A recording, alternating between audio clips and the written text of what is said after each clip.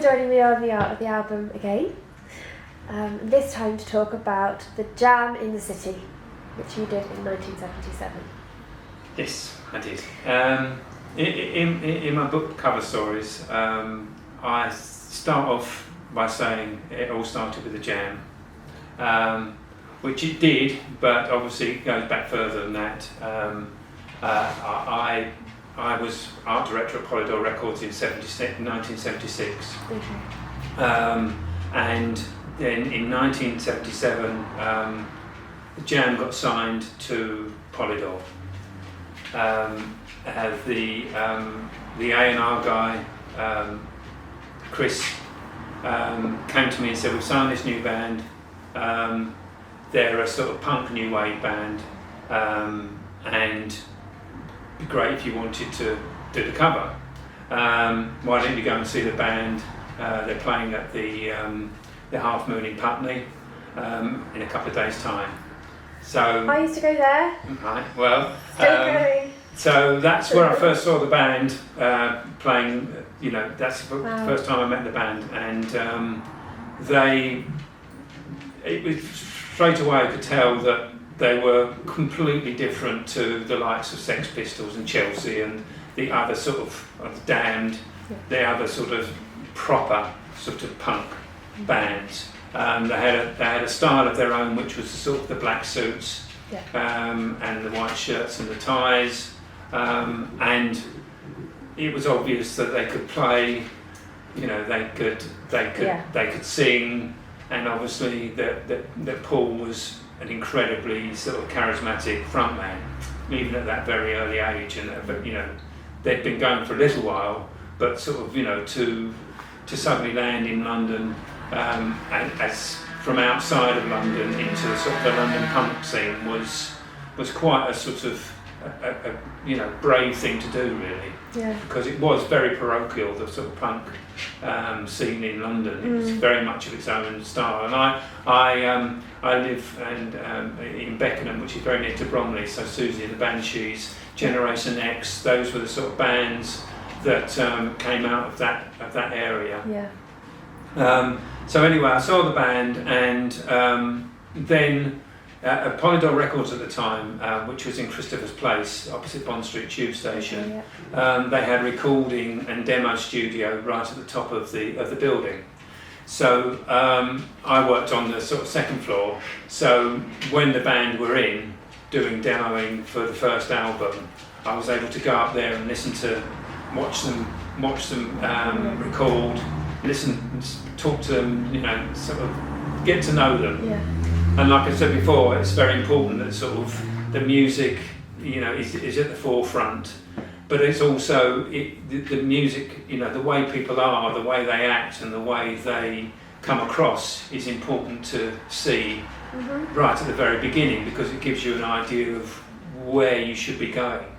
And I was very lucky, because obviously all of the other work I'd done when I was at Polydor Records was for quite well-established artists and bands. So they already had their own look, they already had a logo, they already had a history that you had to then sort of go along with. You know, if it was you know, like The Who, everybody knew The Who, so I had to sort of work with what was already there. Whereas with the Jam, it was a brand, you know, sort of straight out of the box.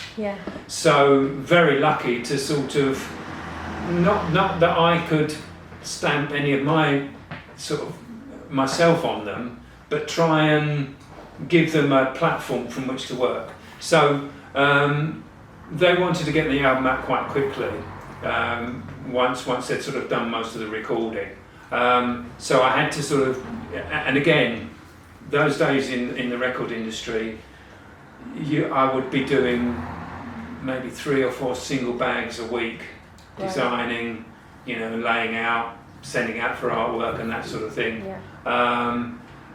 Possibly 1 or 2 albums a month. So quite a heavy schedule. And of course, you know, the releases were for more established acts. Obviously, there was quite a long time, but I think the fact that Polydor are slightly late into having their own sort of punk band they wanted to get something out quite quickly. So everything was a little bit of a rush. So I had to sort of work quite quickly from with ideas of how I wanted the cover to look.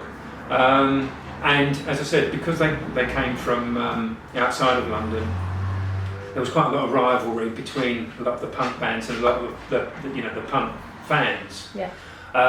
So I had this idea that the band had been chased into an underground toilet by either by a rival band or by a bunch of fans that wanted to weren't happy with them.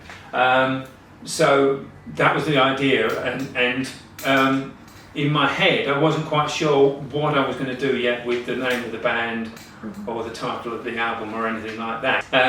So I found a photographer, a guy called Martin Goddard, who I'd seen his work and I really liked his work. So I asked him if he would be interested in doing the cover. I told him the idea, and he said, I think it would be better not to do it in a public toilet because it's quite difficult to light it and it's quite difficult to get sort of space and to get down there without being caught and all that sort of thing. Sure. So he said, why don't we build a tiled backdrop in a studio, much more easy to control. So I said, yeah, that's a much, much better idea. So by that time I'd sort of got the idea that I wanted the cover to be in black and white. I wanted it to look like a clipping from a newspaper, that here was this band, caught in a toilet. Yeah. So it was a sort of a news story. So it sort of worked, it sort of felt right that that's the way it should go. It was quite difficult to persuade the record company that I wanted to do a black and white sleeve, because they were a multinational, German-owned big record company, and normally they don't get told. You get told what you're supposed to do. Right. Anyway, I managed to persuade them all that that was the right thing to do. Because you knew them, because you'd been their art director, so... Yes, yeah. So I was still their art director, so I was still working for Polydor, so I still had to persuade Polydor not only to just do a black and white cover, but also to not use, to only use a black and white logo for the word Polydor, which before they said, no, it's got to have the red,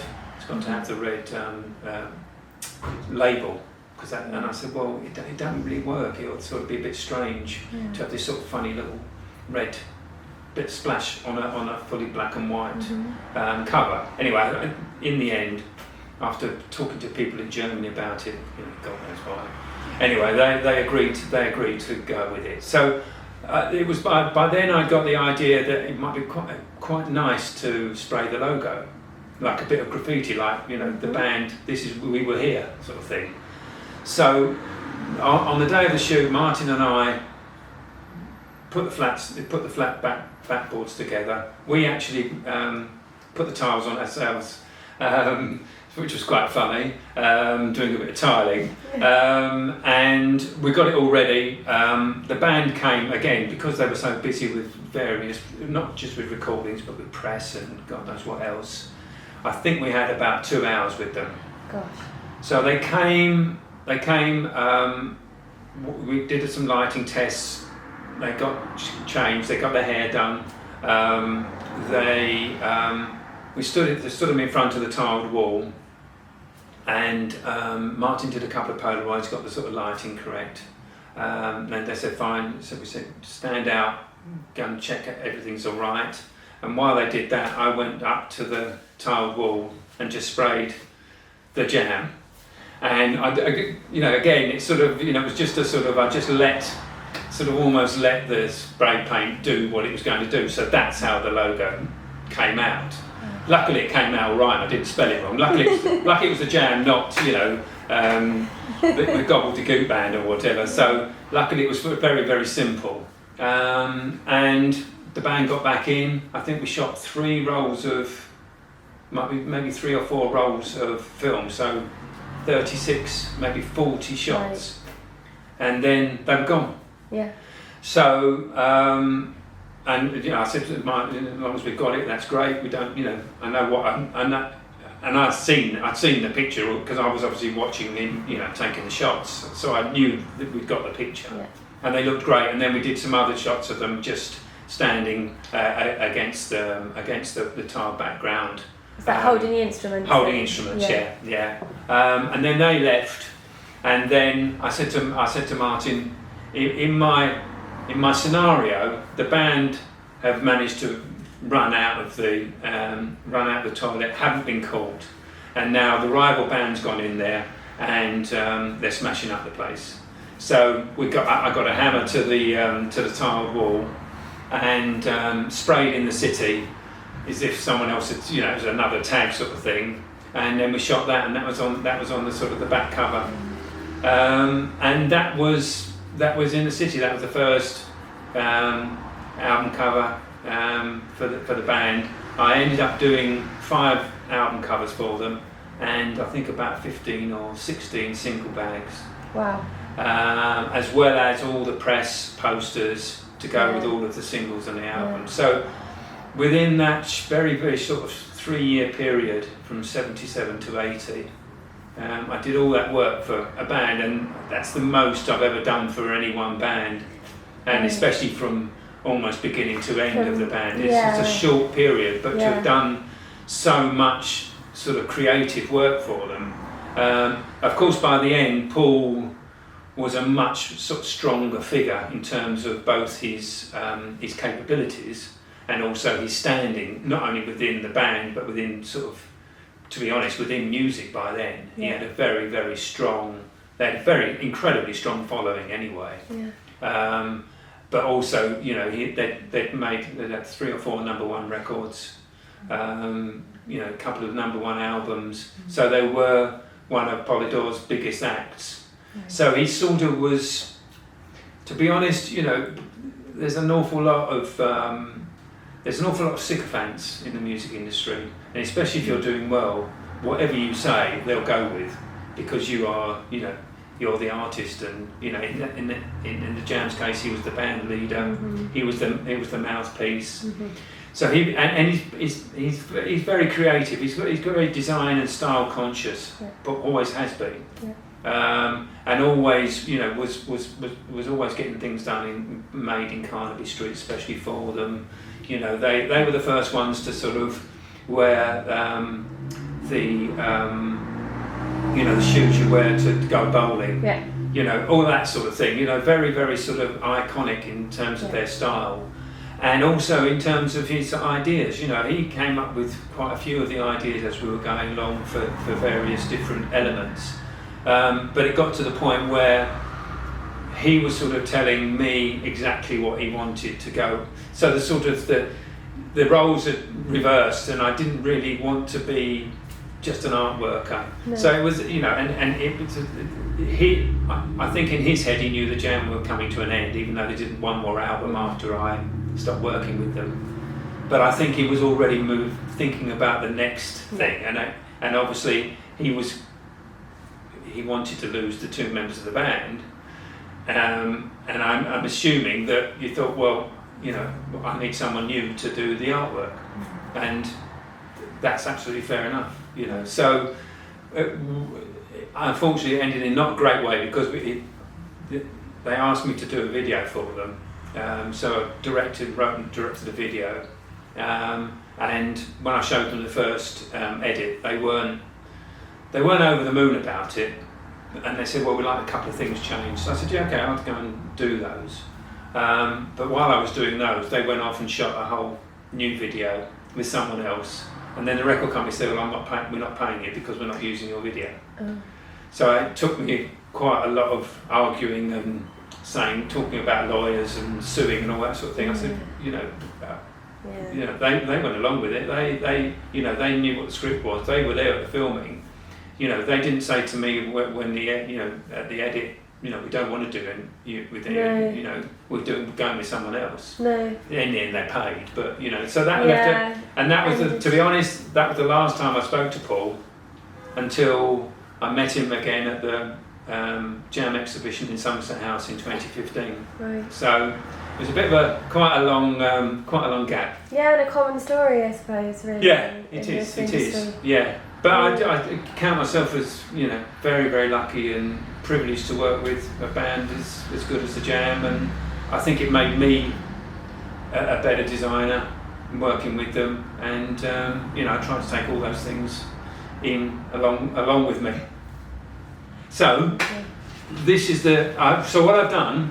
I didn't want to just do a print of the album cover for the Inner City because it's been seen 1,000 times. Yeah. And you know, Martin Goddard, you know, has had exhibitions and print books with it in and all that sort of thing. Mm-hmm. It's obviously in cover stories as well as the original covers, which is what the book's about. So I wanted to try and do it, but it's 45 years since that first album came out. So I decided to sort of revisit it, and I liked the idea of sort of you know, sort of Greek and Russian icons and the use of gold leaf. And giving it a sort of quite a different sort of slant to the very sort of black and white version. Yeah. So this is the